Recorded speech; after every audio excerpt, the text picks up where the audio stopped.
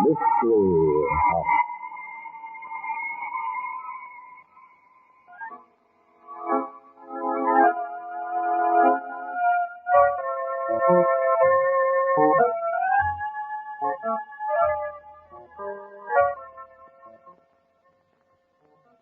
Mystery House, that strange publishing firm owned by Dan and Barbara Glenn, where each new novel is acted out by the Mystery House staff before it is accepted for publication. Mystery House.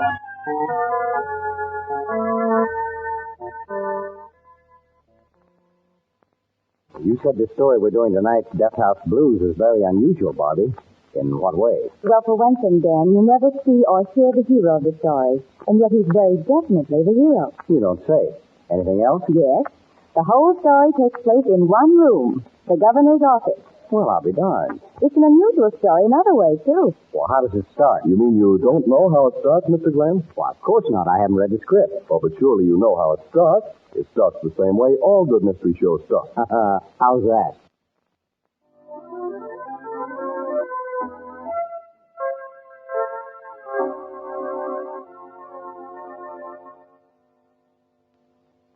Okay, boys and girls, you all have your parts. Places, everybody. Set the scene, Tom. Death House Blues. Tonight's story opens in the governor's office in the state capital of a distant state. Governor Burris is sitting at his desk as the dynamic Terry Rogan, criminal lawyer, speaks. The governor doesn't seem to like what he hears and says so. Great Scott, Rogan. You act as if sending this client of yours, this Eddie Banks, to the chair was a personal pleasure to me. Well, I think it is, Governor. You feel it's a popular thing to do. You think you'll get votes by letting this kid be killed for a murder he didn't commit. Oh, please now, Rogan. I'm not quite that bad. Just because you and I belong to different political parties. It's politics that keeps you from granting executive clemency, Burris, and you know it. The word has come to you that Eddie Banks is supposed to fry. Listen, Rogan, if you're insinuating that anybody tells me how to run my office... Well, take the stuffing out of your shirt, Governor.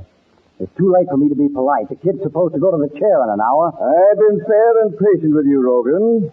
I've granted 2 stays of execution. I've examined all the evidence thoroughly. You've played to the grandstand all through the appeal, and you know it. You granted 2 stays because you knew it would keep the case alive in the papers and keep you in the spotlight. Now, let's not be nasty about this, Rogan. That isn't a sporting thing to say, and you know it. Sporting? You can talk about being sporting when a man's life's about to be taken? You're darned right I'm not sporting. As his lawyer, I'll hit with anything I have. If I could put you in that chair in his place, I'd do it. I'm sorry, Rogan. Honestly, I am. I rather liked your client the time I talked to him. Of course, his background isn't conducive to belief in his integrity, and I couldn't blame him for lying anyway from his own neck. He isn't lying, Burris. Try to get that through your head, will you? Look, the kid hasn't got a dime. I've been working day and night for the past 2 weeks trying to break this thing. Why do you think I'm doing it? A very touching speech, Rogan. I think you're doing it because you have political aspirations and you saw a good chance for a tangle with me. You as the champion of the oppressed, the fighter for the underdog. Oh, that's rotten, and you know it. Eddie Banks was convicted on circumstantial evidence. You like screaming about circumstantial evidence, don't you? Well, there's nothing whatsoever wrong with circumstantial evidence. For some reason, there's a popular belief that circumstantial evidence is bad. When circumstances combine to indicate that a man is a killer, he usually is. The court... Comstock, I wish you wouldn't walk in here unannounced like that. After all, this is the governor's office. Oh, stow it, Burris. I knew you and you were running for alderman. I've just been up to the big house. You saw Eddie Banks, Comstock? Yeah, he's taking it big. Got a last hour story from him. The boy's hard as nails. What do you want here, Comstock? Why, I figured there'd be another last-minute stay. Maybe. Then you figured wrong. Eddie Banks was tried by a competent jury, and I'd be tampering with justice if Oh, nuts. You don't need to make a speech for me, Burris. And if you think I'd quote a line like that, you're crazy. Some of our readers might have sensitive stomachs. Now, see here, Comstock. You presume on your position as a reporter. What do you want here? Why, I've got a photographer outside. I thought maybe you boys could give me a good pose with Rogan banging his fist on the august desk, clash of legal minds, you know. Now, listen. Well, I don't know. You go straight. I suppose we might as well humor the press. Eh, Rogan? No, you go straight. Look, Burris, I told you this is no cheap political trick with me. I'm arguing for this kid's life. He didn't kill that dirty rat, Bickford, and you know it just as well as I do. Well, the evidence, Rogan. Somebody framed Eddie. Framed him with phony evidence that doesn't even hold together. The cry of the man who gets caught from time immemorial. I was framed. Expecting anything that might make a good human interest sidelight, Governor? Why, Eddie Banks' sweetheart is supposed to see me at the 11:30. Last-minute request. She's waiting outside now, but who's the dirty little guy with her? What? Madeline's out there? Why didn't you say so? I thought you knew. Send her in. Okay. There's a true blue Lou for you, that girl. The way she stuck by Eddie is... Is what? Well, it's proof that Banks is innocent. No girl would be as loyal as that unless she actually believed that he was... Oh, hello, Madeline. Hi, Rogan. I brought along a character. It's a little late for new evidence, Madeline. I know. This is Patty Lasker, Rogan. Hi. He has some bearing on the case, has he? Sure. Just like a lot of other people have had. If you'd believe them. I'll listen to his story. Go ahead, Patty. The night Bickford was killed, I'm standing in the mob in front of the club mirror door, see? Yeah, well, what of it? I see a guy I later learned is Eddie Banks coming out with a dame. This dame, who brung me here tonight? Well, that was established in the trial that Eddie had taken Madeline to the club. There was never any argument about that. And he had a fight with Bickford on the dance floor over Madeline. Hold still, Rogan. This little guy's got some new stuff, whether you think it's important or not. All right, go ahead. Banks and his dame, they kind of edged their way into the crowd. Banks was dressed in soup and fish, see? And I bumped into him, a little hard. When I bump into him, my hand brushes against the side, and he ain't carrying any gun when he left the club mirror door. How do you know? I'd stake my professional reputation on it. You what? Patty's a professional pickpocket, Rogan. If I gotta be blunt about it, I was frisking the guy. And there's no rat. That's for sure. I'm sorry, Miss Martin. It isn't important testimony for one Not thing. important, Governor. They never found a murder weapon. Bickford was shot, and they said it was Eddie who shot him, but they never found the gun. Bickford followed Eddie and me home. He was shot after Eddie dropped me at my apartment. Eddie wouldn't have had time to pick up a gun anywhere. This man, though, he couldn't possibly know whether or not Eddie Banks had a gun on his person. No? Have a look at this. Yeah? What is it? It's Eddie's wallet. Patty got it in the crowd. Rather neat trick. I'm afraid it won't help us any. But it shows definitely, if they'll believe Patty, that Eddie couldn't have killed Bickford. The testimony of an admitted pickpocket hardly excites me, Miss Martin. See, Miss Martin, like I told you, I wouldn't have done any good. Just got myself into trouble by getting spotted by cops in the courtroom. I suppose you left the money in this wallet. A great lift that was. $5 in it. But that's not true, Patty. Honest. $5. When Eddie and I were in the cab going to the club, he said to me, "How would you like to take a look at real dough?" And he pulled out his wallet and showed me $5,000. Oh, look, lady, I never got no $5. I believe you, Patty. And I'm pretty sure I know who got it. Who? Bickford. He was the guy who received the dough for the crooked politicians. That fight between Eddie and Bickford was a fake. It gave him a chance to wrestle around just long enough for Eddie to drop the $5,000 in Bickford's pocket. Eddie was paying off. If such a thing were true, it seems questionable. I mean, if there is a political payoff, why didn't Eddie Banks say something about it when he had his day in court? I don't know. But I'm going to find out. Yes, how? Hello? Warden? This is Madeline Martin at the governor's office. It's terribly important for me to talk to Eddie Banks right now. Oh, thank you. I'll have him call me right back. Goodbye. This is a trick of yours, Rogan. I didn't even know about it. I never heard of this pickpocket before. My name's Patty Lasker, Mr. Rogan. You don't need to keep calling me a pickpocket. The credibility of Eddie Banks' witnesses have been bad all through this case. Well, what do you expect? Eddie was working for Spike Polto. Spike owns gambling joints all over the country. Who do you expect Eddie's witnesses to be except the people who know him? My dear, how did an attractive young lady like you ever become acquainted in a person like Banks? I'm not so high-class myself. Eddie's a swell guy, and he didn't like the idea of my waiting tables in a gambling joint. He talked me into getting a job for less money, slinging hash in a restaurant. And he was going to stick on with Polto until we had enough money to get married. Excuse me. That's for me. I'll get it. Hello? Eddie? Darling, you've got to tell me the truth.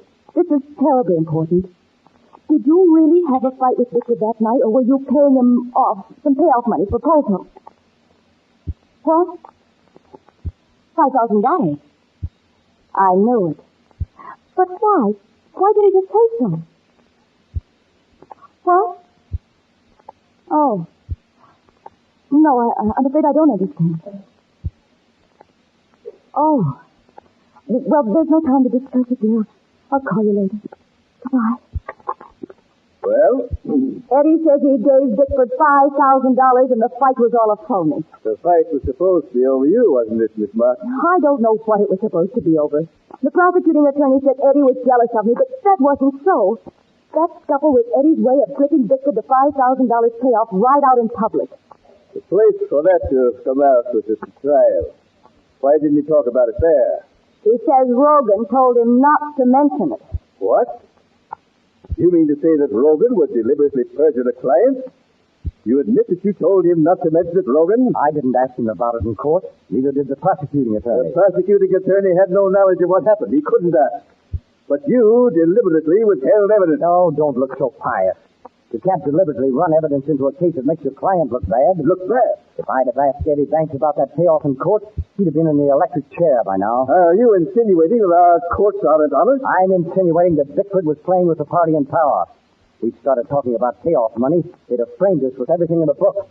Besides, the payoff just gave another motive they could throw against Eddie Banks. But that's not so. What motive? Well, you would testify that Eddie was trying to get enough money to marry you.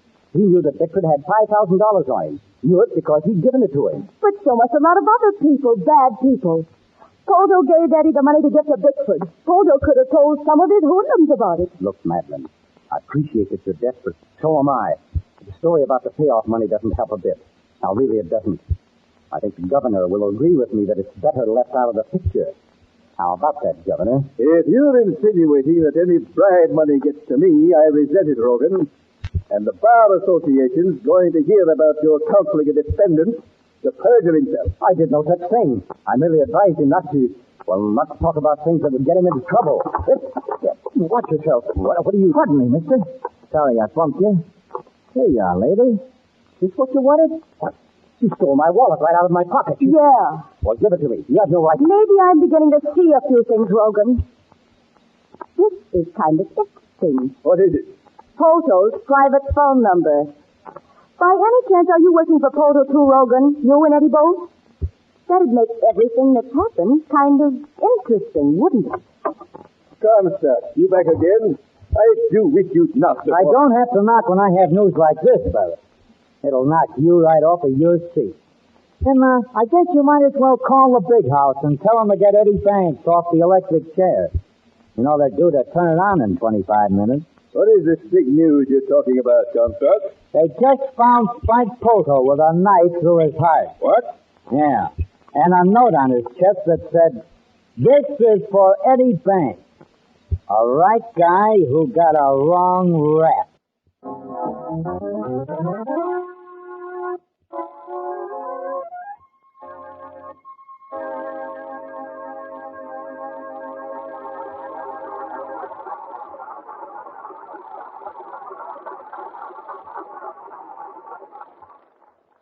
Is Eddie Banks guilty of Bickford's murder? And who killed Spike Polto, the gambling king? We'll find out in the second act of tonight's story.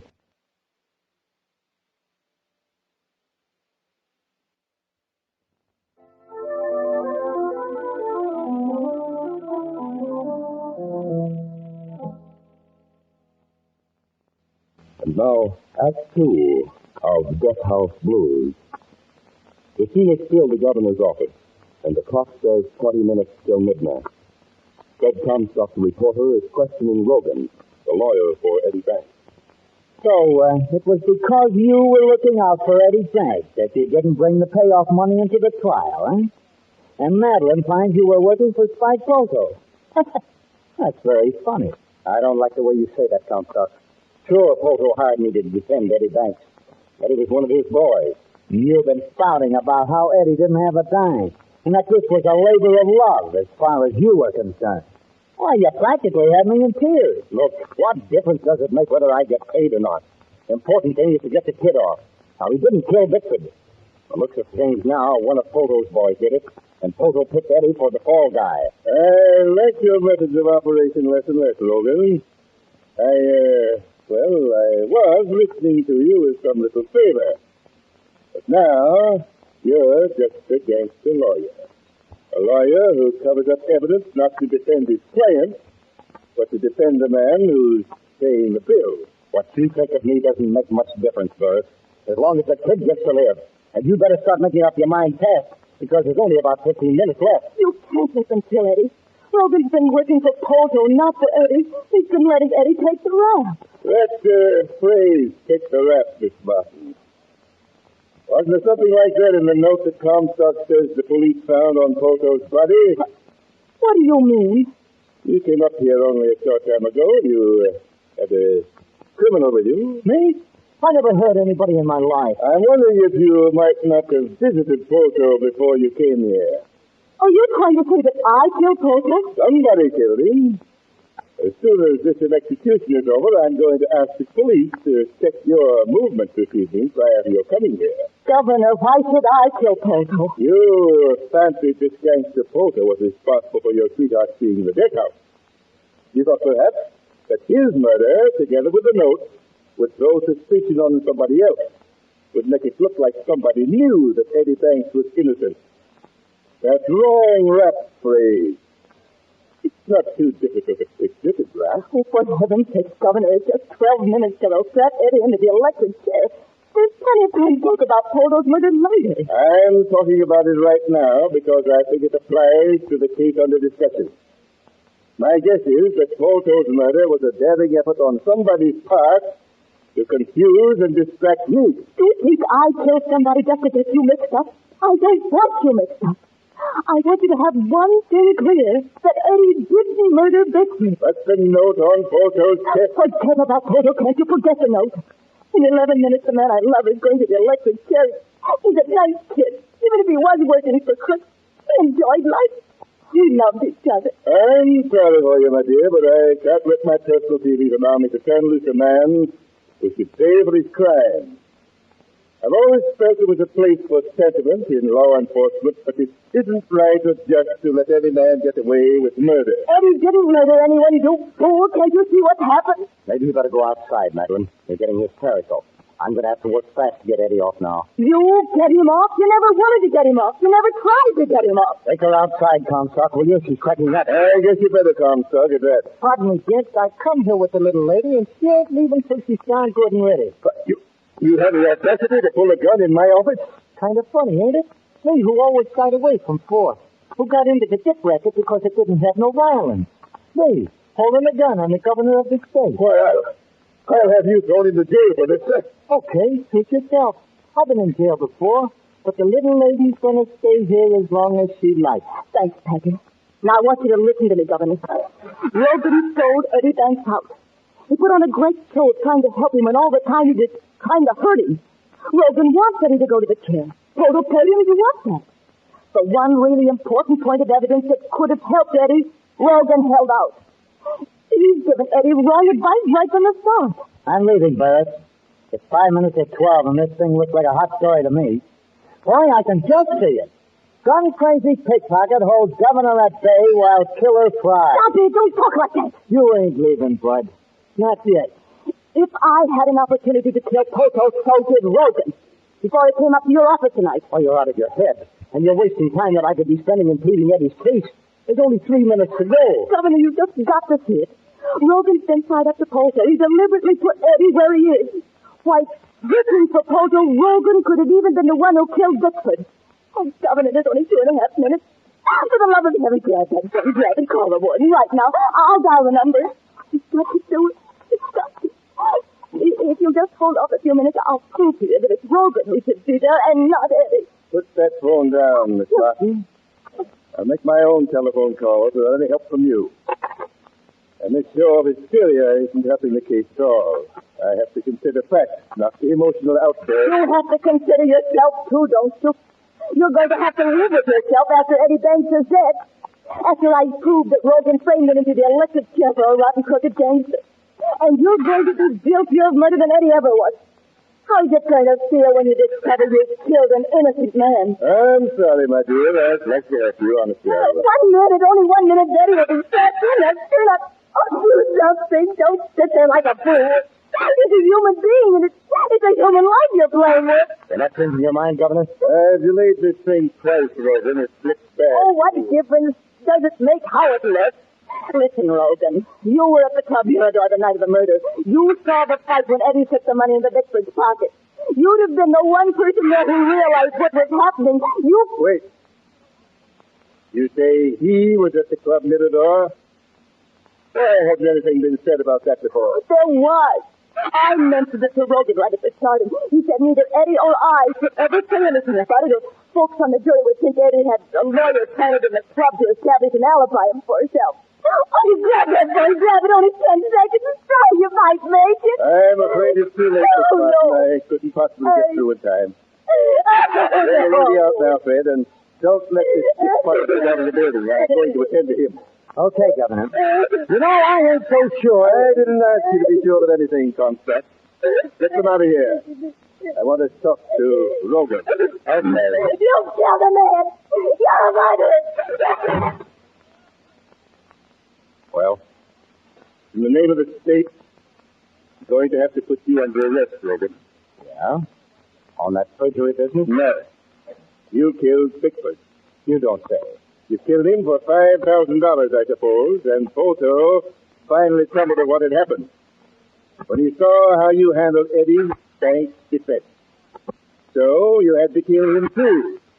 You left that note about Eddie Banks to throw anybody off the scent. You have a great imagination, Governor. I don't think I have, Rogan. I'm quite unimaginative as a rule. So unimaginative that I'm going to have a handwriting expert compare that note with your handwriting. Going to have fingerprint experts look for your fingerprints.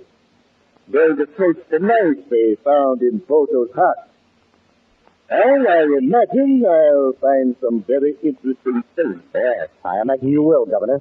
It's too bad you won't be able to do anything about them, isn't it? Just what do you mean? You try to do anything to me for killing Polto, and I'll ruin your whole career. You haven't touched this out yet, Governor. But you're going to see a great light.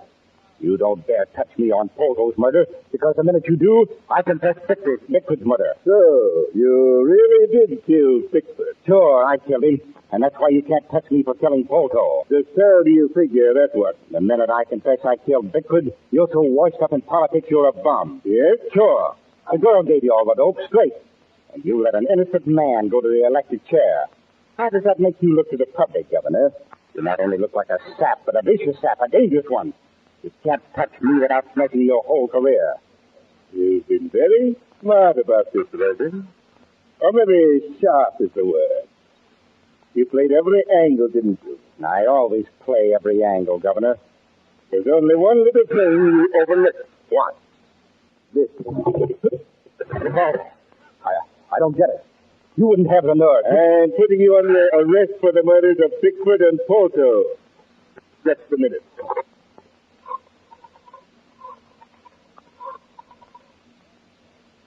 Hello. One, cancel everything. You can turn Eddie Banks loose now. Thank you. Oh, I don't get it. He was to be electrocuted at 1 minute past midnight. I know. Well, it's 8 minutes past now. 8 minutes past midnight by my clock, Rogan. What? I set my clock 15 minutes ahead tonight, Rogan. 15 minutes past. I had my doubts about the boy's guilt, even in spite of your bad pleading at his first time. You tricked me. Yes. Yes, I tricked you. And so, it's going to be fun letting that reporter Comstock know about this. He said I was stuffy. I don't think I'm stuffy at all. Do you, Rogan?